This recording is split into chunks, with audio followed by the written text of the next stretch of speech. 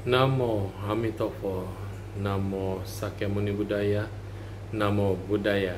Semoga semua makhluk berbahagia.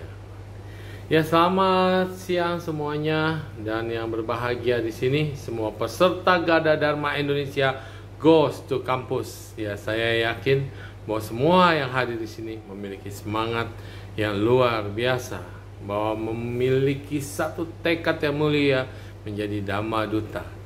Apa sih yang dimaksud dengan Dhamma Duta itu bagi adik-adik sekalian yang masih mungkin dalam tahap belajar sebagai mahasiswa, yang bagaimana memahami, mempraktekkan ajaran Buddha supaya bisa dikembangkan, disebarkan, dan memiliki satu keyakinan bahwa saya tetap menjadi umat Buddha.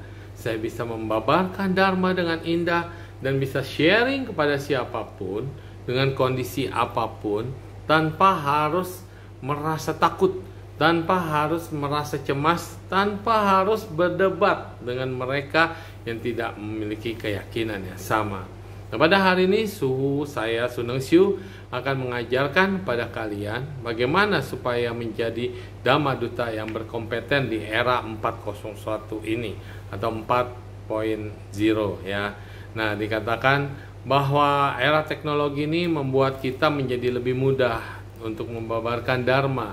Sekarang banyak Dhamma Duta yang sudah bisa menghasilkan karya-karya baik video maupun hal-hal lain yang bisa dibabarkan menjadi media-media sosial berupa hal-hal yang positif, ajaran-ajaran Buddha, bahkan yang universal tanpa harus mengucapkan kata-kata dalam bahasa Pali atau bahasa Sanskerta atau bahasa Mandarin, tetapi ini adalah esensi daripada ajaran Buddha itu sendiri. Yang pertama adalah bagaimana kita merasa menjadi Dhamma Duta adalah tanggung jawab kita.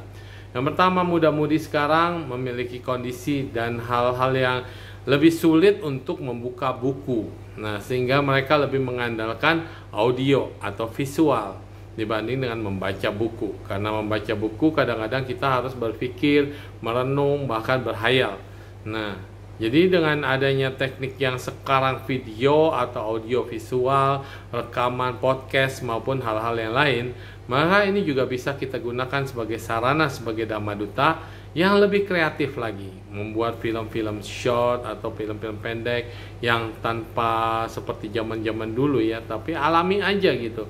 Apa yang biasa kalian ucapkan, apa yang biasa kalian guyon, apa kalian yang biasa ngomongin, ini dipaket menjadi suatu hal yang menarik seperti percakapan biasa, bukan seperti sinetron atau telenovela yang terlalu bertele-tele. Itu poin pertama. Dengan audio, banyak sekali podcast-podcast yang positif. Bagaimana kita bisa mengarahkan orang menjadi lebih baik, termotivasi, dan tentunya bisa lebih cenderung lagi kita mengambil ajaran-ajaran Buddha di dalam setiap podcast kita. Yang kedua, kita bersyukur sebagai Dhamma Duta ini memiliki satu tabungan kebajikan buat diri kita sendiri dan buat orang lain. Kenapa? Karena dengan membantu diri sendiri berarti kita telah menolong diri kita sendiri, dan membantu orang lain tentu kita sudah memberikan kesempatan pada orang lain supaya bisa mengenal Dharma dan menjalankan proses hidupnya sendiri. Ini yang dimaksud dengan selilitha. Kita mengenal diri kita dan kita bisa memberikan manfaat pada diri kita dan orang lain. Nah, terus konsep sebagai Dhamma Duta yang ketiga adalah kita tidak perlu berdebat. Perdebatan ini bukan hanya dengan beda agama, tetapi dengan sama-sama aliran Buddhism itu sendiri. Terkadang banyak yang perang ayat, jadi banyak yang merasa lebih tahu bahwa ini harus lebih gini. Ya, dari zaman dulu sudah banyak hal yang bisa membuat kita melihat kenapa tidak ada persamaan, kenapa aliran Buddhis berkembang menjadi banyak, kenapa berkembang menjadi besar. Ya, tentu kita harus belajar sejarah. Dan kita tidak perlu menjadi orang yang mendebat orang lain sebelum kita sendiri menyelami, sebelum kita sendiri memahami, dan sebelum kita sendiri belajar. Jadi Tipitaka itu satu lemari banyaknya, dan itu sangat amat banyak sekali. Siapa yang sanggup untuk membaca semuanya dalam satu kehidupan? Tentunya kehidupan sekarang tidak selesai, masih ada kehidupan selanjutnya, dan terus melengkapi. Kalau kita terlahir di negeri Thailand, tentunya mungkin kecenderungan kita menjadi lebih banyak belajar tentang meditasi dan ajaran Buddha Theravadin. Kalau kita ke Sri Lanka, juga kita bisa belajar agama Buddha Theravadin versi Sri Lanka. Dan kalau kita terlahir di Tibetan, mungkin kita akan menjadi agama Buddha yang Tibetan tradisi. Ya, jadi kalau kita lahir di Chungku atau Taiwan, pasti akan digiringnya ke dalam Mahayana, tradisi Chinese Buddhism. Nah, jadi intinya tidak ada yang perlu diperdebatkan karena setiap kelahiran pada intinya kita terus belajar.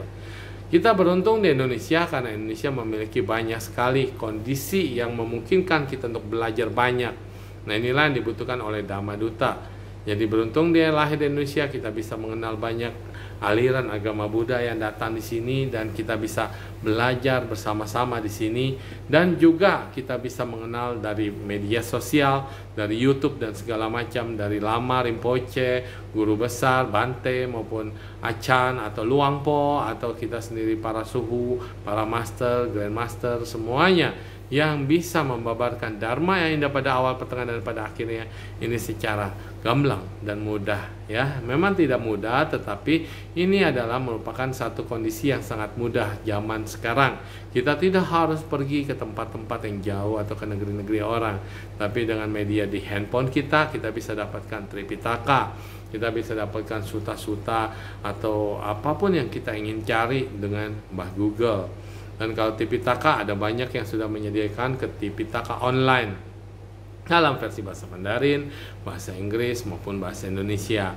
Dan kalau kita mau bicara tentang grup, di sini udah banyak banget ensiklopedia yang membahas tentang agama Buddha, grup-grup Buddhis dan segala macam. Nah, ini adalah source-nya kita untuk belajar.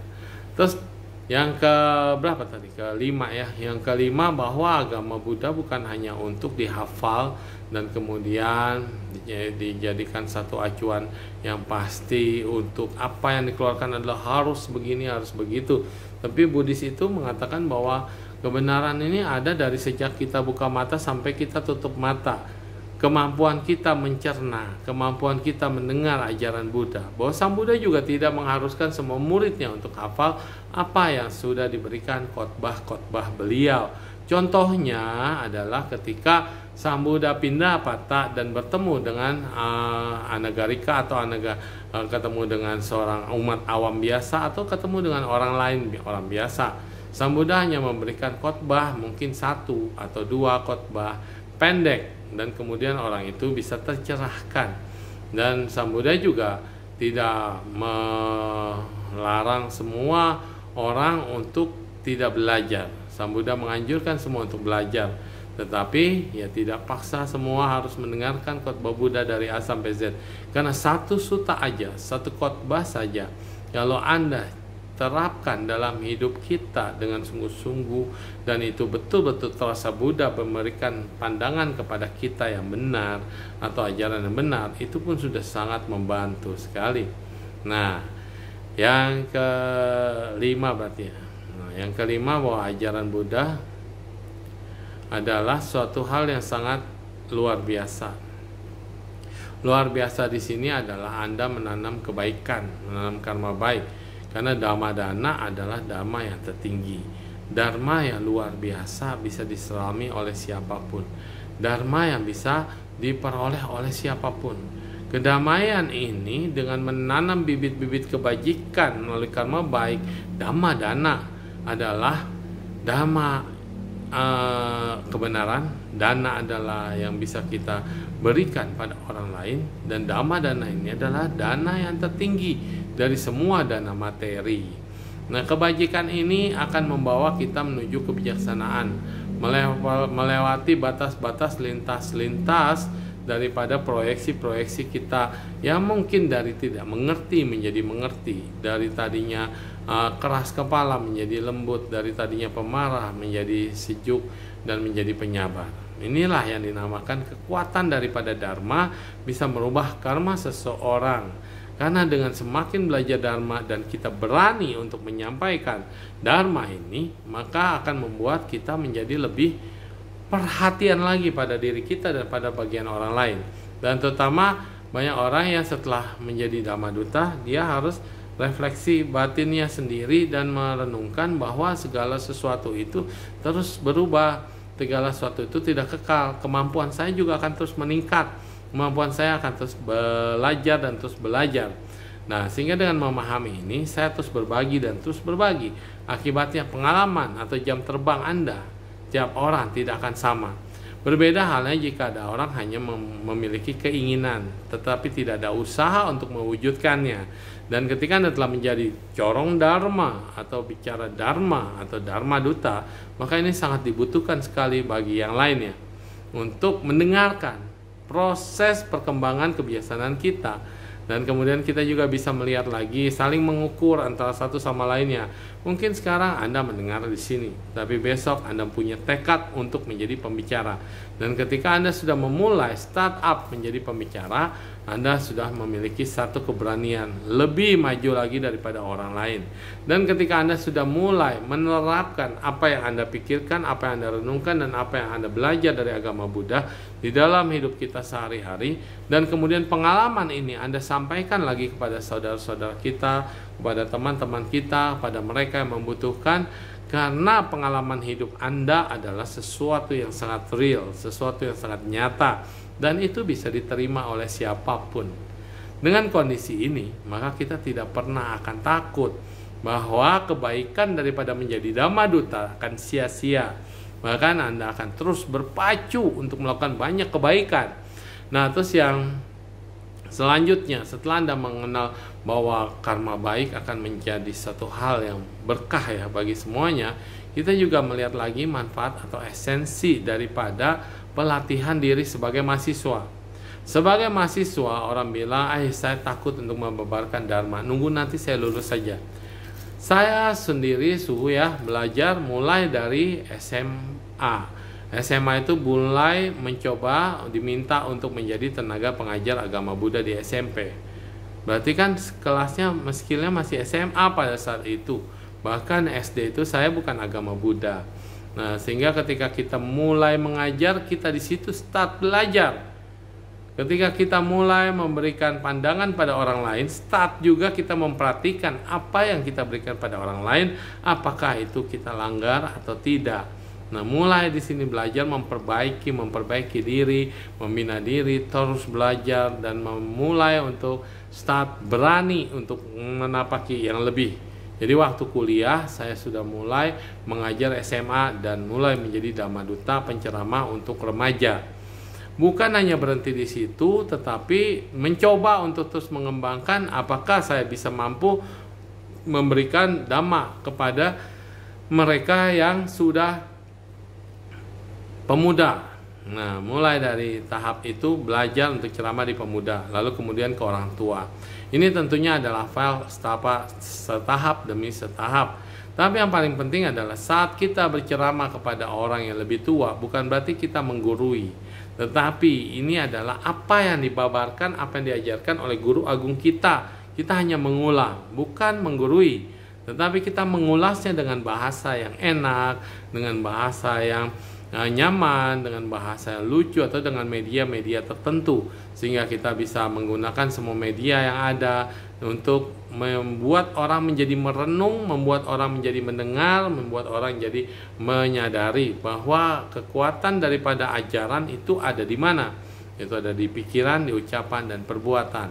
Banyak orang mengatakan, pikiran tidak perlu, ucapan aja.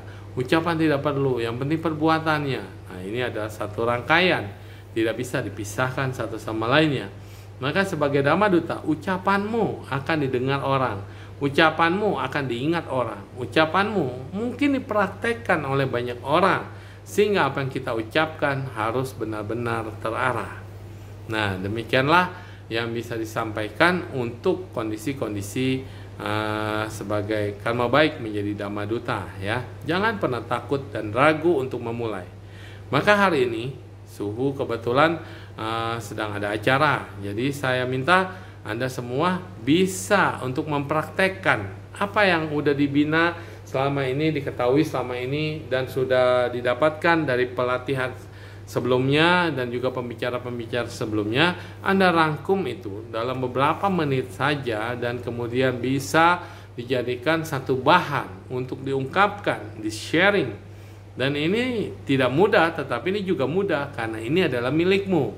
Ini adalah kejadian langsung yang kau alami, perubahan yang kita rasakan. Jangan berbicara dulu tentang perubahan orang lain, tapi bicaralah dulu perubahan tentang diri kita. Setelah kita mengikuti training sebagai Dhamma Duta, setelah kita mengikuti ajaran Buddha, setelah kita banyak belajar, apa yang kita miliki? Yang kita miliki saat ini, pengetahuan apapun itu yang kita rasakan saat ini, dan apapun yang bisa kita dapatkan saat ini, itulah yang coba dikeluarkan dan diberbagikan kepada semuanya. Sehingga satu orang dan orang lainnya nanti akan mencoba dan terus mencoba. Oh, kalau Anda ke bagian yang pertama, mungkin nanti ke belakangnya tidak terlalu beban. Tapi ya jadikan ini sebagai pelatihan biasa saja, sehingga kita bisa mulai lebih berani, mulai lebih bisa mengungkapkan, mulai lebih bisa menyampaikan. Dan kemudian yang paling penting adalah kita bisa menganalisa dan katakan, ini loh milik saya yang sesungguhnya. Saya belajar sebagai mahasiswa untuk menjadi orang yang besar, tapi saya belajar sebagai Dhamma Duta adalah untuk membuat batin saya menjadi besar, jiwa saya yang menjadi besar. Dan kemudian saya ingin menyampaikan sesuatu pencerahan atau sesuatu yang saya miliki atau sesuatu apapun itu yang bisa membuat orang lain berubah. Karena saya sudah berubah, karena saya sudah mendapatkan sesuatu yang saya miliki, sesuatu yang saya lihat, sesuatu yang saya cerap, dan sesuatu yang saya praktekkan, dan hasilnya ada. Jadi sharing itu mungkin 5 menit, 10 menit, dan Anda bisa menyampaikan dengan bahasa yang lugas. Ingat, ekspresif dibutuhkan sebagai Dhamma Duta. Bahasa yang lugas juga digunakan untuk sebagai menariknya seorang Dhamma Duta untuk didengar. Dan kemudian gerak tangan atau gestur tubuh itu juga penting selain mimik. Jadi gestur tubuh Anda, melihat orang lain bisa melihat Anda dan lebih memerhatikan apa sih yang mau disampaikan, apa sih yang mau dikatakan, dan apa yang sedang digambarkan. Jadi penggambaran lewat tangan juga sangat penting. Nah, inilah trik-trik untuk menjadi seorang Dhamma Duta. Terus karma baik apa yang bisa didapatkan kita sebagai Dhamma Duta? Yang pertama adalah seorang samanera bila dia sedang membabarkan dharma, bahkan biku senior pun harus duduk lebih bawah sebetulnya.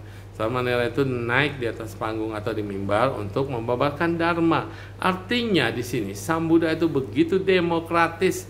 Sang Buddha itu tidak pernah pilih kasih. Sang Buddha mengatakan, walaupun anak kecil, walaupun samanera muda, tetapi dia sedang membabarkan ajaran yang indah awal, pertengahan, dan pada akhirnya itu, dia sudah harus dijunjung tinggi. Bukan dijunjung karena kepandaiannya atau kebodohannya atau mimiknya atau ekspresi, bukan, tetapi karena dharma yang disampaikan adalah ajaran kebenaran yang bisa dibuktikan dan menuntun semua makhluk. Jadi kalau kita merasa minder karena usia, kita merasa minder karena kita belum matang, belum cukup dalam jam tayang, bukan itu, tetapi dharma yang akan disampaikan itulah yang akan sangat amat indah, luar biasa didengar dan dipraktikkan oleh orang lain, ya. Nah, jadi kita tidak perlu takut. Sebagai pemula, banyak panggung yang akan diberikan kepada kita. Mulai dari berbicara setengah jam, lalu kemudian 1 jam, tanya jawab. Nah, atau kalau Anda hanya mampu setengah jam, bisa lampirkan film-film, video-video yang mendukung Dhamma Desana Anda.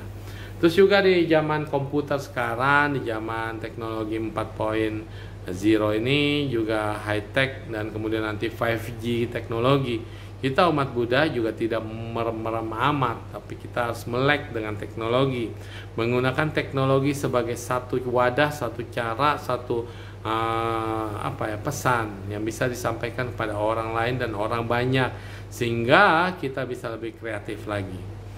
Dan cobalah belajar untuk menjadi editor. Editor itu artinya kita bisa mengedit sesuatu film, sesuatu renungan, sesuatu apapun video, baik hanya lagu atau video klip atau apapun. Nah, untuk lebih kreatif. Orang sekarang bilang TikTok bisa untuk khotbah, TikTok bisa untuk memasukkan sesuatu konsep yang baik atau yang buruk. Kenapa kita nggak coba juga TikTok untuk membabarkan sesuatu pesan? Pesan itu tidak harus panjang, tapi pesan itu bisa sampaikan berapa menit, 1 menit, tapi pesannya bisa sampai.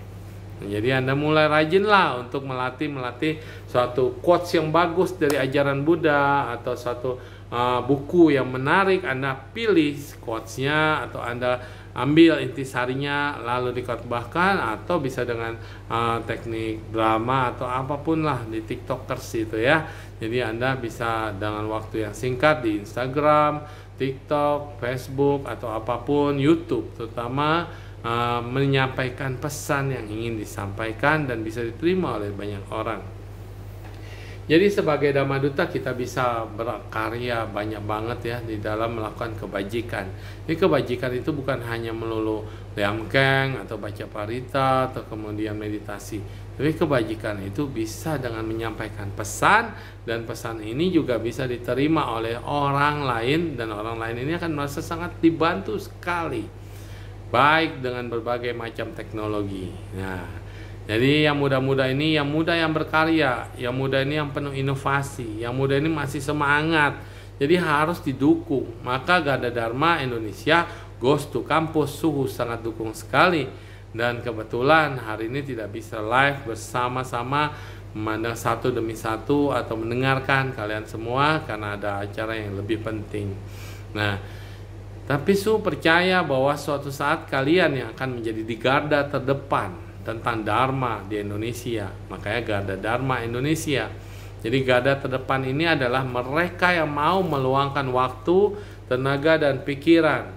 Kalau seandainya kalian ini masih merasa, aduh Suhu saya belum mampu ya untuk menjadi Dhamma Dutanya di kelas orang tua, atau saya pikir saya ngambil di anak kecil aja. Jangan salah, kadang-kadang untuk mendidik anak-anak jauh lebih susah dibanding dengan mendidik rekan-rekan kita, sesama kita, atau adik-adik kita. Nah, tapi mengajarkan Dharma pada orang tua juga kadang-kadang nggak susah juga. Tergantung bagaimana kita membawakannya, bagaimana kita bisa membuat mereka enjoy untuk mendengarkan Dharma. Nah, trik-trik inilah yang dibutuhkan oleh seorang inovator muda. Kalau seorang yang menggunakan TikTok aja bisa diserap oleh banyak orang, bisa di follow oleh banyak orang, kontennya padahal hanya bercanda, kontennya kadang-kadang hanya suatu pesan, kontennya kadang-kadang juga bisa sebagai satu yang tidak bermanfaat atau goyang-goyang doang. Tetapi kita lihat dan perhatikan bahwa banyak ada orang juga yang memperhatikan, yang melihat dan menonton. Artinya kalau karya Anda merasa ini karyanya jelek, belum tentu ketika diupload dan ketika dilihat oleh orang, mungkin banyak juga yang menyukai gaya Anda atau style Anda dalam membabarkan ceramah ya tentunya. Nah, atau Anda juga bisa dengan games atau tebak-tebakan atau apapun yang bisa digunakan. Dan buat mahasiswa yang bergerak di bidang IT atau di bidang komputer atau grafis, atau yang kayak kita bisa kenalnya sebagai pembuat komik atau pembuat film animasi, tolonglah kita berkarya sekarang. Kayak di Walt Disney maupun di luar negeri ya, film-film itu udah banyak memasukkan unsur Buddhisnya, baik latihan maupun sesungguhnya, terus baik maupun short film maupun movies, itu semua udah banyak konsep-konsep Buddhis dimasukkan ke sana. Nah, sehingga tanpa sadar kita melihat, oh iya kayaknya saya pernah ingat di mana ya, oh iya kayaknya saya pernah membaca di mana ya, oh iya kayaknya saya sudah tahu nih konsep-konsep ini seperti apa. Nah, jadinya dengan media kita bisa memberikan segala sesuatu itu menjadi lebih clear. Mata melihat, telinga mendengar, hidung mencium, mulut berbicara, dan kemudian pikiran merekam. Panca indera kita bekerja dengan sempurna. Panca indera kita bekerja untuk membaca Dharma, mengulas Dharma, membabarkan Dharma, dan kemudian memperoleh manfaat dari pembabaran itu sendiri, terutama perubahan dalam karakter hidup kita. Nah, jadi itu yang bisa Su pancarkan saat ini, Su ajari atau Su berikan pandangan. Semuanya adalah di sini leader, semua adalah pemimpin, semuanya adalah calon Dharma Duta atau Duta Dharma yang memiliki misi untuk membuat dirimu sendiri bahagia dulu. Sebagai Dharma Duta, saya harus bahagia. Sebagai Dharma Duta, saya harus ceria. Sebagai Dharma Duta, saya harus still yakin bahwa saya memiliki manfaat dengan beragama Buddha. Ini modal. Kalau penceramah atau Dhamma Duta itu tidak percaya pada dirinya sendiri, tidak ada yakin, tidak ada skill kaliannya untuk memahami dirinya sendiri, jadinya apa nanti, ya kan? Anda nggak bahagia, tapi mau ngajak orang lain bahagia. Nibbana paramang sukang, nibbana adalah kebahagiaan tertinggi. Yo, kalian bahagia, tapi Anda bermurung, tidak bahagia, tidak suka dengan dunia ini, sedih terus pikirannya. Ya sama aja bohong. Maka sayangi dirimu sendiri, yakinlah, berikan sugesti yang terbaik bahwa Anda adalah Dhamma Duta yang terbaik buat diri sendiri dan buat orang lain. Jadi start up dari situ. Nah, kemudian Anda harus punya keyakinan juga bahwa apa yang saya perbuat dengan pikiran ini akan bisa diterima oleh orang yang sefrekuensi. Artinya ketika ada orang perhatian dengan suara Anda, dengan intonasi, dengan ceramah Anda, dengan bahan-bahan dan apapun yang kita lepaskan, dan itu berarti sudah menarik yang disebut dengan jodoh karma baik, dan sudah memiliki jodoh yang cukup ya sebagai suatu yang bisa dipraktekkan dalam kehidupan ini ya. Nah, demikian juga tidak lama-lama pada hari ini, semoga nanti setelah ini Anda bisa berdiskusi sebentar, lalu kemudian ada yang mencoba untuk maju, untuk mengungkapkan perasaannya, mengungkapkan pelajarannya, dan kemudian apa sih yang saya sudah dapatkan dari kehidupan ini ketika saya sudah mengenal belajar Dharma, atau sudah ada yang mulai startup ceramah. Nah, apa manfaat yang dirasakan dengan kegiatan ini atau dengan orang-orang yang sudah mulai untuk berbicara buat dirinya sendiri dan buat orang lain. Jadi itu yang bisa Su pesan buat kita semua, tetap jaga kekompakan, tetap jaga sesuatu keutuhan daripada agama Buddha ini, jangan sampai terpecah belah, jangan sampai tergiring opini-opini yang tidak jelas. Bahkan kita sendiri saling menguatkan, saling belajar, saling mendukung, dan terutama kita saling percaya, dan kemudian kita mewujudkan suatu hari yang terang, bahagia, damai, sentosa, sejahtera ya. Nah, semoga semuanya punya semangat untuk menjalani ini semua. Terima kasih dan Amitofo. Semoga semua makhluk hidup berbahagia. Amitofo.